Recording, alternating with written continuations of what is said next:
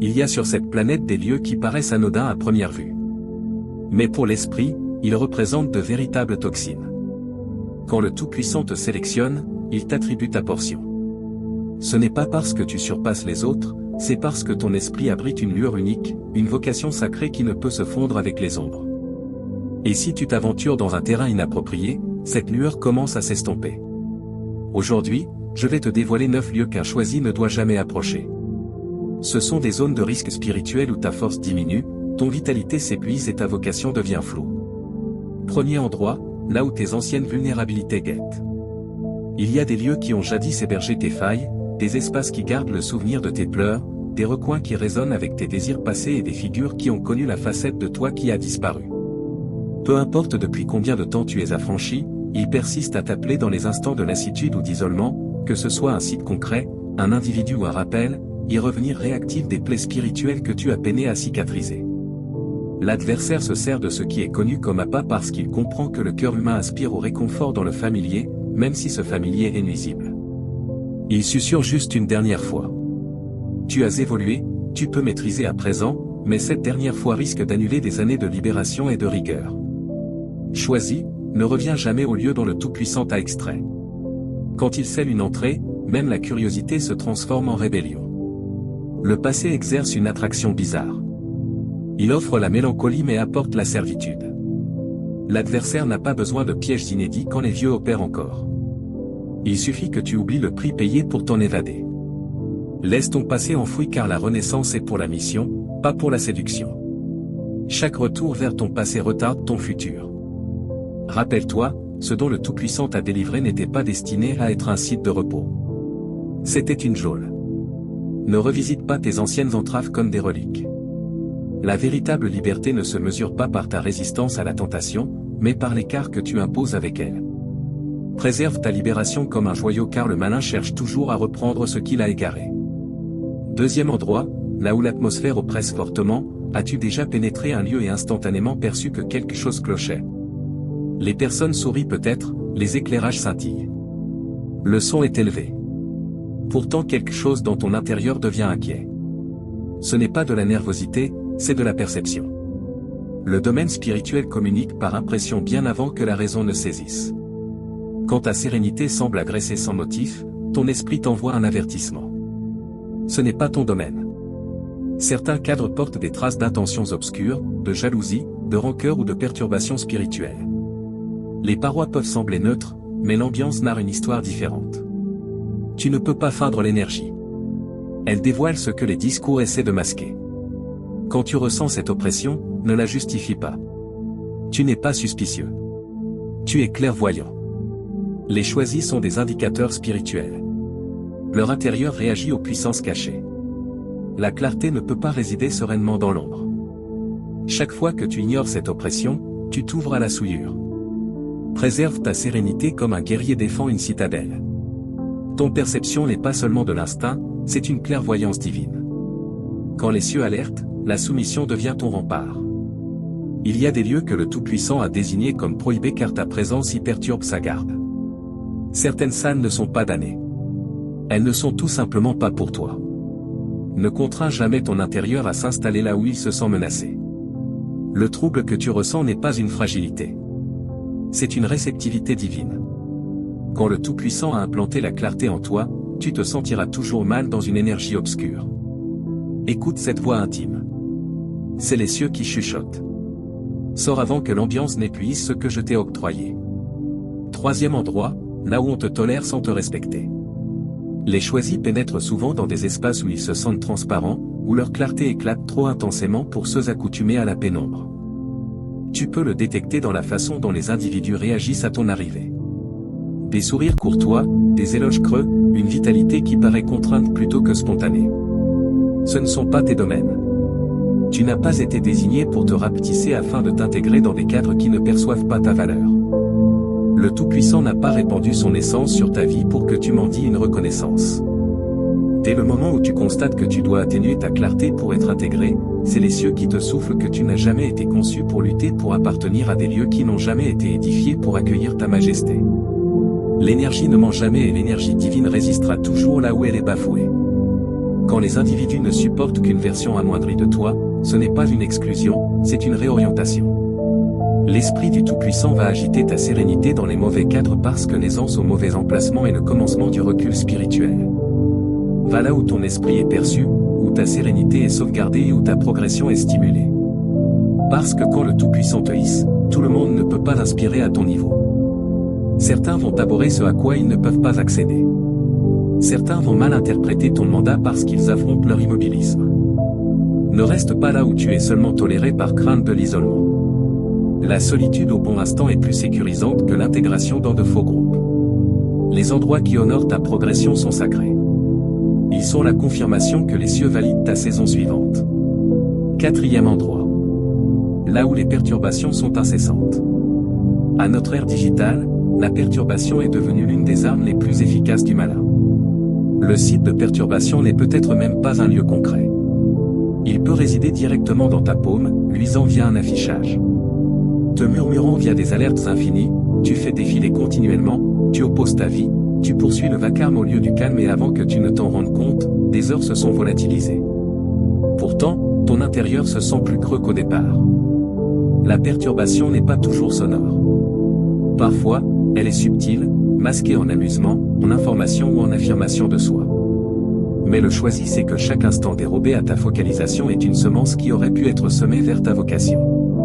L'adversaire n'a pas besoin de te ruiner, il a juste besoin de te maintenir affairé. Un intérieur perturbé ne peut pas capter les directives divines. Chaque défilement, chaque approbation, chaque opposition te éloigne davantage de ta fréquence spirituelle. Les choisis s'épanouissent dans la focalisation. Préserve ton attention comme une devise sacrée parce que ce qui capte ton attention dirige ton vitalité et ta vitalité est ton essence. Ton pouvoir divin circule via la focalisation. Quand tu accordes ton attention à des éléments insignifiants, tu cèdes des parts de ton pouvoir. Apprends à te détacher du vacarme pour te relier à ta source. Le calme n'est pas un vide, c'est un ajustement. Chaque grande illumination survient dans la quiétude. Alors, déconnecte-toi. Non parce que le monde est néfaste, mais parce que ta vocation est assez puissante seulement quand le monde est muet. Sois délibéré. Ton vitalité n'est pas un espace public, c'est un sol sacré. Garde-le avec ardeur.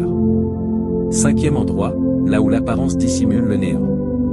Le malin ne surgit pas toujours avec des cornes. Parfois, il sonne comme tout ce que tu as toujours désiré. Il y a des lieux, des occasions et des liens qui paraissent idéaux extérieurement mais se révèlent vides intérieurement. Un lieu attractif peut tout de même être spirituellement appauvri. Le choisi doit apprendre à percer au-delà des façades car la duplicité se tapit souvent derrière l'esthétique. L'adversaire est un maître en promotion. Il commercialise le néant dans un emballage séduisant.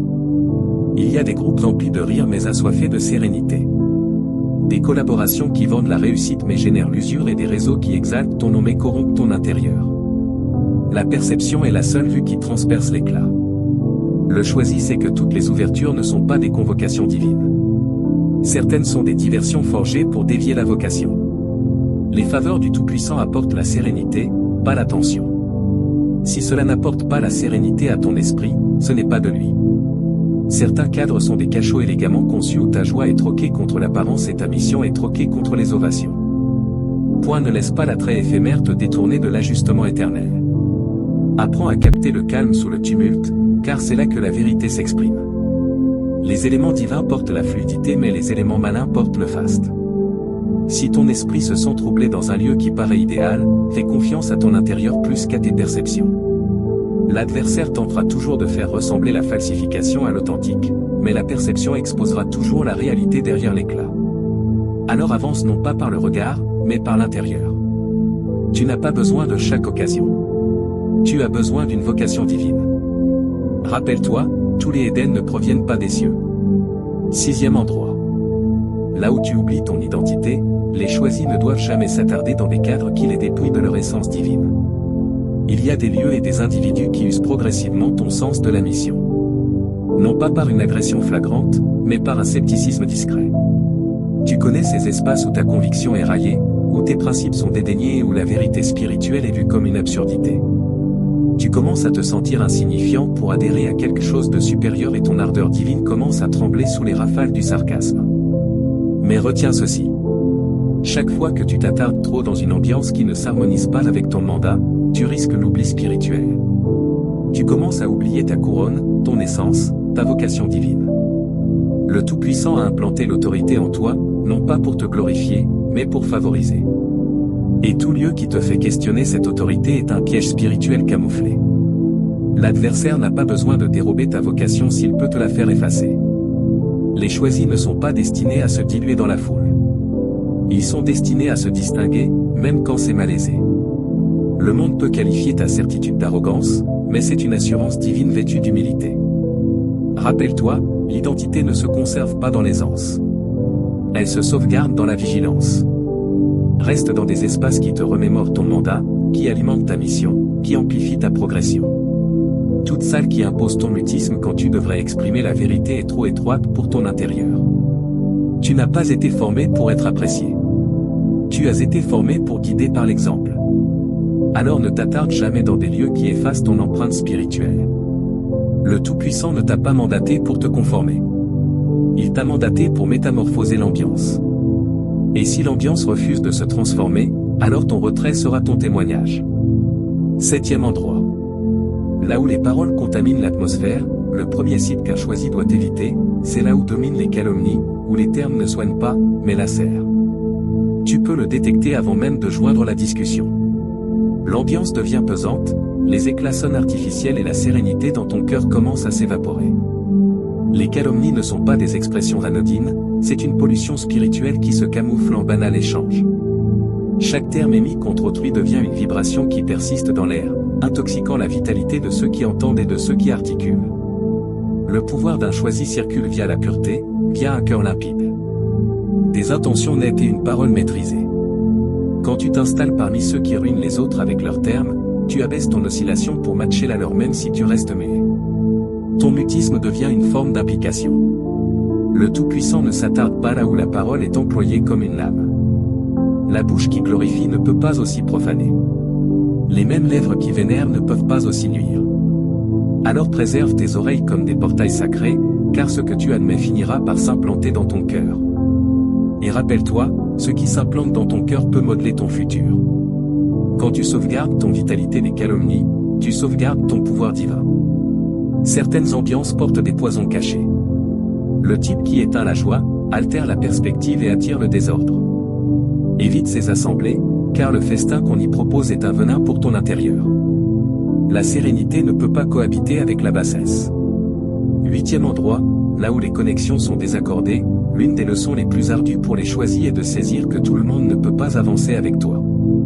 Tu peux affectionner intensément, offrir sans limite. Et te retrouver tout de même incompris. Le site des connexions désaccordées n'est pas toujours sentimental. Cela peut être des amitiés, des associations professionnelles, même des liens familiaux. C'est là où ton intérieur et la vitalité d'un autre s'entrechoquent sans cesse, générant des conflits muets qui épuisent la sérénité. Tu tentes d'exposer ta perspective, mais il perçoit des restrictions. Tu tentes de t'élever mais il te rabaisse. Non pas par malice, mais parce que ta clarté met en évidence ce qu'il évite de affronter. Saisis ceci. Le Tout-Puissant n'associe pas l'huile avec l'eau. Il n'harmonise pas le feu avec la cendre. La dissonance spirituelle ne concerne pas la domination. C'est une affaire d'oscillation. Tu ne peux pas progresser dans ta mission tout en étant attaché à quelqu'un qui reste fidèle à son histoire. Dès que tu remarques que tu dois abaisser ton oscillation pour préserver l'harmonie, cette connexion a déjà périmé. L'affection ne signifie pas toujours la durabilité. Parfois, détacher les individus est l'action la plus bienveillante que tu puisses poser pour eux et pour toi-même. Préserve ton harmonie parce que la mauvaise harmonie invite le désordre. Le malin tentera toujours de t'attacher à ceux qui diluent ta perception. Mais tu dois apprendre à distinguer la fidélité de la restriction. Tout le monde qui t'a accompagné n'est pas destiné à persister avec toi. Certains étaient des tâches divines pour une période, pas des alliés permanents pour ta vocation. Tu ne dois aucune justification pour avoir surpassé des individus qui refusent de progresser. Quand tu sauvegardes ton intérieur, tu sauvegardes ton futur. Rappelle-toi, les connexions désaccordées peuvent paraître calmes, mais elles épuisent la force. Avance avec ceux qui s'accordent à ta fin de progression, pas à ton récit de souffrance. 9e endroit, là où tu n'étais jamais destiné à retourner, c'est peut-être le plus périlleux de tous. Le lieu que tu as dépassé, le lieu qui se sentait jadis comme un foyer, mais qui maintenant te paraît étranger. Le Tout-Puissant permettra souvent le malaise pour te propulser hors du territoire connu parce que ta vocation ne peut pas s'épanouir dans l'immobilisme. Beaucoup de choisis perdent leur force, non pas par la faute, mais par la nostalgie. Ils refusent de quitter là où leur intérieur n'appartient plus. Tu ne peux pas t'envoler en t'agrippant à de vieilles racines. La progression est malaisée, mais persister dans ce qui a périmé est mortel pour l'esprit. Ne reviens pas pour démontrer quelque chose. Ne reviens pas pour réparer ce que le Tout-Puissant a déjà scellé. Et ne reviens pas pour apaiser les autres. Chaque fois que tu revisites des périodes défuntes, tu insuffles la vie à ce qui était destiné à rester inhumé. La familiarité paraît sécurisante, mais elle engendre la déchéance spirituelle. Le Tout-Puissant n'est pas dans ton récit, il est dans ta vocation. Il ne peut pas infuser des sens neufs dans de vieux contenants.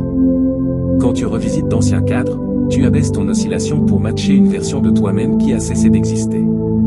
Parfois, le Tout-Puissant te dissocie non pas pour te sanctionner, mais pour sauvegarder ton avancement. Les individus que tu as abandonnés ne saisiront peut-être pas ton éloignement, mais c'est parce qu'ils n'ont pas été mandatés à ton niveau suivant. Ne dissipe pas d'énergie divine à justifier une orientation divine. Progresse, même si c'est isolé, parce que c'est en avant que ta prochaine faveur patiente. Le sentier du choisi est restreint, mais il est sacré. Ton passé est la démonstration d'où tu proviens. Ton futur est la démonstration de qui le Tout-Puissant te modèle pour être. Ne jette jamais un œil en arrière. L'épouse de l'eau l'a fait et elle s'est muée en statue de sel. Certaines entrées se ferment non pas par exclusion mais par réorientation. Fais confiance à cela. Chaque choisi doit saisir cette réalité. Ta sécurité spirituelle ne concerne pas l'appréhension. C'est une affaire de sagesse. Le Tout-Puissant dissimule ses plus grands combattants. Non pas pour les châtier, mais pour les préserver.